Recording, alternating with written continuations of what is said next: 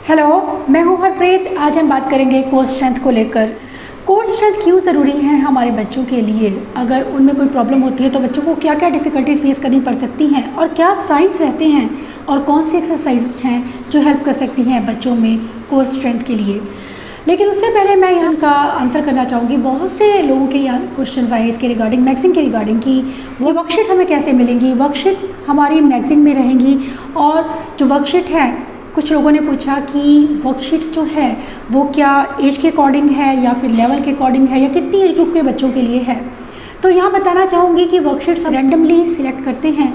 जो भी वर्कशीट है कुछ छोटे बच्चों के लिए रहेंगी और कुछ बड़े बच्चों के लिए रहेंगी। दोनों लेवल के बच्चों को ध्यान में रखकर ही हम वर्कशीट को सिलेक्ट करते हैं। और इसके अलावा दूसरी चीज़ जो इम्पॉर्टेंट है वो रहती है आपके बच्चे का लेवल कितना है, करंट लेवल बच्चे का क्या है। अगर आपको लगता है कि आपका बच्चा इजी वर्कशीट करता है, चाहे उम्र उसकी बड़ी भी है, तब भी आप उसे इजी से स्टार्ट कीजिए ताकि बच्चा अच्छे से कॉन्सेप्ट को समझ पाए। और अगर आपका बच्चा कॉन्सेप्ट को अच्छे से समझता है तब भी वर्कशीट हाँ उसके लिए यूज़फुल रहती हैं, क्योंकि बच्चों की इससे लर्निंग इंप्रूव होती है। चाहे मैं उनके विजुअल स्किल्स की बात करूँ, उनके अटेंशन कॉन्सेंट्रेशन की बात करूँ, उनके कॉग्निटिव स्किल्स की बात करूँ, उनके सोशल स्किल्स, लैंग्वेज और स्पीच की बात करूँ, क्योंकि ये सभी चीज़ों पर हमारी वर्कशीट्स बेस्ड रहती हैं। बहुत से लोग ये पूछते हैं कि वर्कशीट में क्या रहता है या ये किस पर बेस्ड है। तो ये सभी एरियाज़ जो डिफ़िकल्ट एरियाज़ रहते हैं, जिन बच्चों को डेवलपमेंटल डिलेड रहता है, उन बच्चों के लिए, ऑटिज़म जिनको लैंग्वेज डिलेड है या जिनको और कोई डिफ़िकल्टीज़ हैं, उन सब के लिए ये वर्कशीट्स बहुत यूज़फुल हैं। मैं बहुत सालों से अपने बच्चे के साथ में ये वर्कशीट्स करती आई हूँ और मैंने उसमें बहुत इंप्रूवमेंट देखी है। उसकी लर्निंग बेटर हुई, उसकी अंडरस्टैंडिंग को मैंने देखा है इंप्रूव करते हुए। उसको जो डिफ़िकल्टीज़ थी बहुत ज़्यादा, वो कम होने लगी और वो चीज़ों को जल्दी समझने लगा, क्योंकि ये सब चीज़ें बेस्ड रहती हैं और इन स्किल्स पर ही आधारित रहती है हमारी लर्निंग। और अगर इन स्किल्स में कमी रहती है तो हमारे बच्चे सही से लर्न नहीं कर पाते हैं। उन्हीं चीज़ों को ध्यान में रखकर ही हमने इन वर्कशीट्स को अपनी मैगज़ीन में ऐड किया है ताकि उससे आप पेरेंट्स को हेल्प मिले। इसके साथ ही TLM भी रहेगा, टीचिंग लर्निंग मटेरियल हैं बच्चों को सिखाने के लिए, उनमें उन स्किल्स को डेवलप करने के लिए जो ज़रूरी हैं उनकी लर्निंग के लिए। अब मैं बात करूँगी कोर स्ट्रेंथ के बारे में। कोर स्ट्रेंथ के बारे में मुझे क्वेश्चन आया कि कोर स्ट्रेंथ क्या होती है। कोर का मतलब होता है हमारी मुख्य ताकत, जिसे हम कहते हैं कि हमारी बॉडी का मेन सेंटर पार्ट जो हमारी बॉडी को कोऑर्डिनेट वे में, बैलेंस्ड वे में मूव करने में हेल्प करता है। इसका रिलेशन रहता है हमारी अपर मसल्स के साथ में, हिप, जॉइंट और एब्डोमिनल मसल जिसे हम एब्स भी कहते हैं। इन मसल्स में इनका पूरा योगदान रहता है। चाहे लिखना हो, सही से बैठना, अटेंशन देना, ये सभी काम हमारी कोर स्ट्रेंथ पर निर्भर रहते हैं। बच्चे जब डेवलप होते हैं धीरे धीरे एज के अकॉर्डिंग, तो उनमें वो स्किल्स आने शुरू हो जाते हैं जिन्हें हम फाइन मोटर या ग्रॉस मोटर स्किल्स कहते हैं, जो कि बहुत ज़रूरी होते हैं हमारे डेली रूटीन के कामों के लिए। लेकिन और कोर जो है वो सेंटर रहता है, इसलिए कोर स्ट्रेंथ का होना बहुत ज़रूरी है। अगर बच्चों में वीक कोर मसल रहते हैं या पुअर कोर मसल रहते हैं तो उससे उसका इफेक्ट बच्चों की लर्निंग पर पड़ता है, क्योंकि बच्चों में वो ग्रॉस मोटर और फाइन मोटर स्किल्स उस हिसाब से डेवलप नहीं हो पाते हैं। उसमें और भी बच्चों को काफ़ी डिफ़िकल्टीज फेस करनी पड़ती हैं, जिनके बारे में मैं अभी बात करूँगी। कोर स्ट्रेंथ हमारे फाउंडेशन होता है हमारी बॉडी का, हमारी उन स्किल्स का जिस पर हमारी लाइफ निर्भर रहती है। चाहे मैं अच्छे पोस्चर की बात करूं, अच्छी सीटिंग की बात करूं, या पेंसिल को पकड़ने की बात करूं, या डेली रूटीन की एक्टिविटीज़ करने की बात करूं, ये सभी चीज़ें डिपेंड रहती हैं अच्छे कोर स्ट्रेंथ पर। लेकिन जिन बच्चों को डेवलपमेंटल डिलेड रहता है, चाहे मैं ऑटिज्म की बात करूं या फिर ADHD बच्चों में भी, या फिर सेंसरी प्रोसेसिंग डिसऑर्डर्स जिन बच्चों को रहता है, उन बच्चों को अक्सर कोर स्ट्रेंथ के इश्यूज़ देखे जा सकते हैं। बच्चों की कोर स्ट्रेंथ वीक होने की वजह से उन्हें काफ़ी डिफ़िकल्टीज़ फेस करनी पड़ती हैं। अब हम जानेंगे कि वो कौन कौन सी डिफ़िकल्टीज़ हैं जो बच्चों को अक्सर फेस करनी पड़ती हैं और वो क्या सिम्टम्स हैं जिनसे आप पहचानेंगे कि कहीं आपके बच्चे को पुअर कोर मसल तो नहीं है। पुअर कोर स्ट्रेंथ का एक कारण रहता है बच्चों को वो ज़रूरी इनपुट ना मिलना। जिन बच्चों को सेंसिटिव रहते हैं, जिन्हें प्रोप्रोसेप्टिव और वेस्टिबुलर दोनों इनपुट सही से नहीं मिल रहे हैं, बैलेंस वे में नहीं मिल रहे हैं, उन बच्चों को अक्सर कोर स्ट्रेंथ के इश्यूज़ रहते हैं। बच्चों की वीक कोर मसल की वजह से बच्चे वो काम नहीं कर पाते जो कि नॉर्मली बच्चे ईजिली कर पाते हैं। बच्चे दोनों साइड्स को बैलेंस्ड वे में या कोऑर्डिनेटेड वे में यूज़ नहीं कर पाते हैं। चाहे मैं पेंसिल चलाने की बात करूं या खाना खाने की बात करूं या फिर सीजर स्किल्स की बात करूं या फिर बॉल को ही कैच करना है, उसमें भी बच्चों को प्रॉब्लम रहती है, या बॉल को थ्रो करना है, क्योंकि दोनों साइड्स की मूवमेंट को अगर बच्चा हमारा सही से यूज़ नहीं कर पा रहा है और अनकोऑर्डिनेटेड मूवमेंट रहती है बच्चों की। इसके अलावा बच्चों का बैलेंस कम रहता है ये सभी चीज़ें रहती हैं जिन बच्चों की कोर मसल जो हैं वो वीक रहते हैं। ऐसे बच्चे चेयर पर सही से बैठ नहीं पाते, लगातार हिलते जुलते रहते हैं, ध्यान देने में उन्हें बहुत मुश्किल रहती है और सिटिंग पोस्चर कोई ना कोई सहारा ढूंढने की कोशिश करते हैं। अगर हम कहीं उन्हें अच्छे से सही से सीधे होकर बैठना, वो उनके लिए काफ़ी मुश्किल होता है। बच्चे अक्सर अपने हाथ का सहारा लेते हैं या फिर अपने गर्दन को सहारा देने के लिए डेस्क का सहारा भी लेते हैं लिखते वक्त, और कई बार बहुत ज़्यादा झुक जाते हैं। इन सब का असर, बच्चों की इन सिटिंग पोस्चर का असर उनकी लर्निंग को बहुत अफेक्ट करता है। इसके साथ ही ग्रॉस मोटर एक्टिविटीज़ करने में उन्हें मुश्किल हो सकती है, बहुत जल्दी थक जाते हैं। 1 फुट पर बैलेंस बनाना उन्हें काफ़ी मुश्किल लगता है। और एक और चीज़ जो बहुत इंपॉर्टेंट साइन रहता है वो है डब्ल्यू सिटिंग। बच्चों में डब्ल्यू सिटिंग के इश्यूज़ देखे जा सकते हैं जिनको कोर मसल्स में प्रॉब्लम रहती है। ऐसे बच्चों को रोलिंग करने में, क्रॉलिंग करने में भी मुश्किल हो सकती है, पेंसिल को पकड़ने में प्रॉब्लम हो सकती है या छोटी चीज़ों को पकड़ने में भी मुश्किल होती है। अपनी बॉडी को एक पोजीशन से दूसरी पोजीशन में लाने में प्रॉब्लम हो सकती है। अगर आपका बच्चा नीचे बैठा है तो उसे उठने में मुश्किल होगी, और अगर आपका बच्चा घुटनों के बल बैठा है तब भी उसे उठने में मुश्किल होगी। जब खड़ा हुआ है तो उसे बैठने में मुश्किल होगी। ये सब जब पोजीशन को बच्चा बॉडी को चेंज करता है, पोजीशन बॉडी की पोजीशन को बच्चे चेंज करते हैं, उनमें उन्हें अक्सर डिफ़िकल्टी होती है। इसके साथ ही अगर बच्चा ड्रेसिंग स्किल्स की मैं बात करूँ, अनकोऑर्डिनेटेड होने की वजह से बच्चे बहुत अजीब सी तरह वो कपड़े पहनते हैं।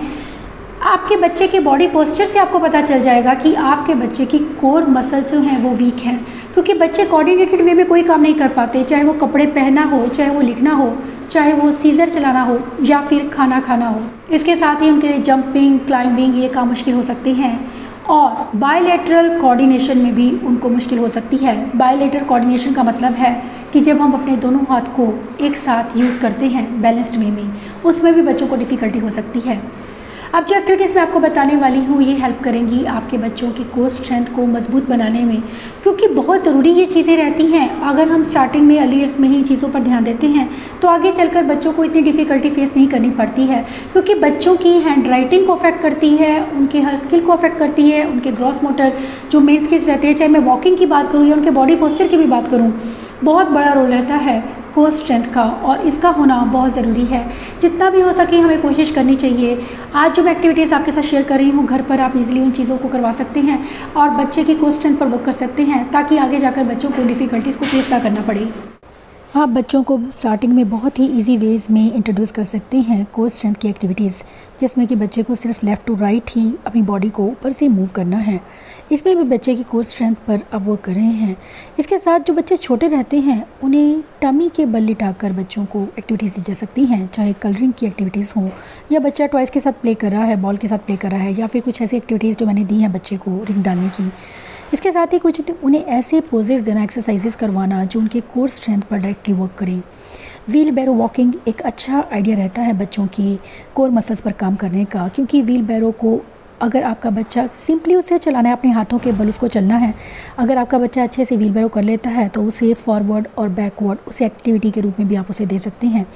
इसके साथ कुछ ऐसे योगा पोजेस बेनिफिशियल रहते हैं बच्चों की कोर मसल्स को स्ट्रॉन्ग बनाने में, जैसे कि कैट पोज या फिर काउ पोज की मैं बात करूं।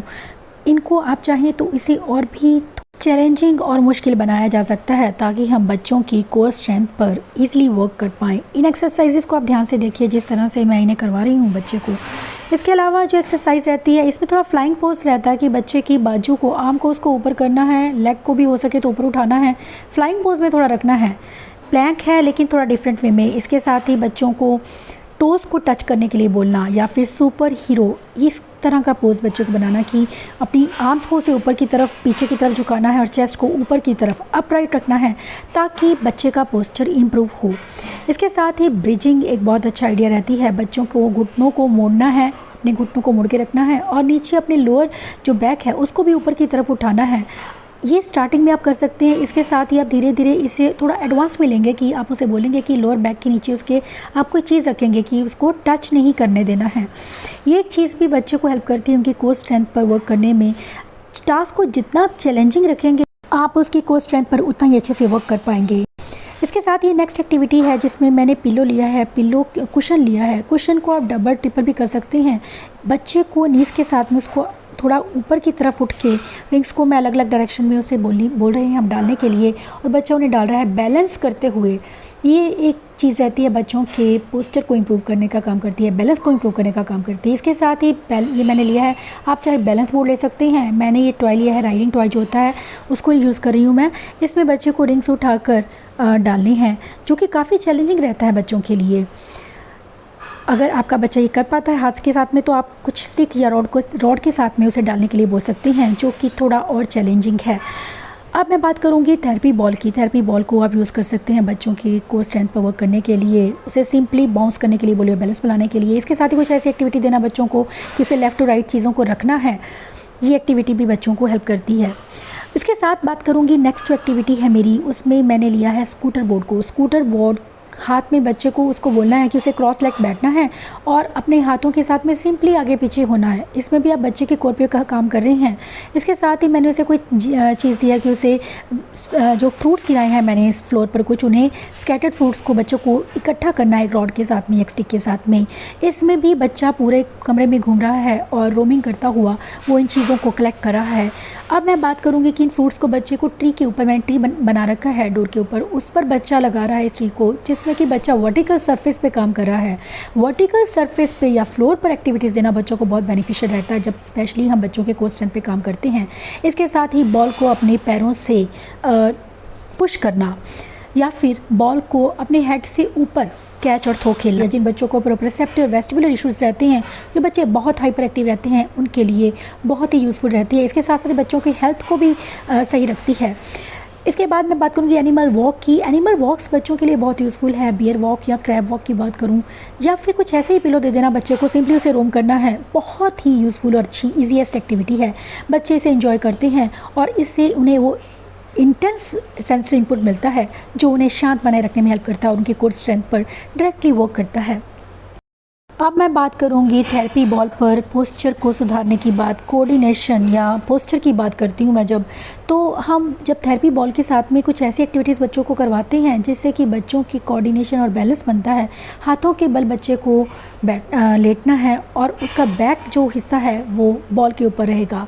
इसके अलावा ये नेक्स्ट जो मेरी एक्टिविटी है, इसमें मैंने बॉल के साथ में बच्चे को सिटिंग पोस्चर के में कहा है कि बच्चे को बैठने के लिए वॉल के सहारे वो बैठा है और बच्चे को बॉल नहीं गिरने देनी है, इस बात का ख्याल रखना है। नेक्स्ट एक्टिविटी बहुत ही इंटरेस्टिंग है बच्चों के कोर स्ट्रेंथ पर वर्क करने के लिए।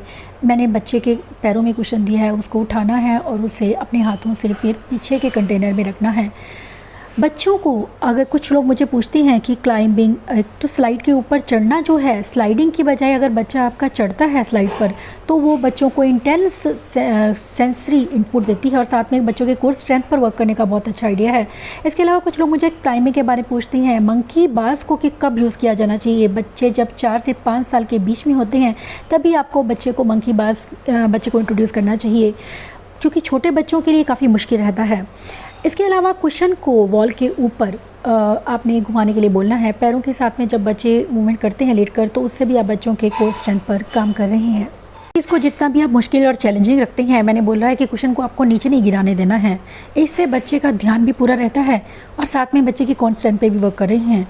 इसके अलावा जो नेक्स्ट एक्टिविटी है, इसमें बच्चे को पैरों से उठाना है रिंग को और उसे डालना है। थोड़ा सा मुश्किल है, लेकिन अगर आपका बच्चा कर सकता है, उसका लेवल अच्छा है, तो बच्चे इजीली इसको कर पाते हैं। इसमें आप बच्चे की कंसंट्रेशन पर भी साथ में काम कर रहे हैं, हमें इस बात को नहीं भूलना है। इसके अलावा जो बच्चे बड़े रहते हैं उनको इंटेंस सेंसरी इनपुट देने के लिए ज़रूरी है कुछ ऐसी एक्टिविटी, टग ऑफ वॉर जैसी एक्टिविटी देना, या ऐसी एक्टिविटी देना जिससे कि बच्चे को झूला झुलाना है। हैवी वॉक एक्टिविटी जिसे हम कहते हैं, पुशिंग पुलिंग एक्टिविटीज़, ये बच्चों के लिए बहुत यूज़फुल रहती है, क्योंकि इससे बच्चों की कोर स्ट्रेंथ पर आप डायरेक्टली वर्क कर रहे हैं, जो उन्हें हेल्प करता है अच्छे पोस्चर और कोऑर्डिनेशन में, उन्हें सीखने में, उनकी लर्निंग को इम्प्रूव करने में। ये सभी एक्टिविटीज़ आपको हेल्प करेंगी बच्चों में कोर स्ट्रेंथ को बनाने में, जो कि ज़रूरी है उनके फ्यूचर के लिए, और उन्हें ताकि उनके ग्रोथ और फाइन मोटर स्किल्स सही से डेवलप हो पाएँ और बच्चों को मुश्किलों का सामना ना करना पड़े। Thanks for watching.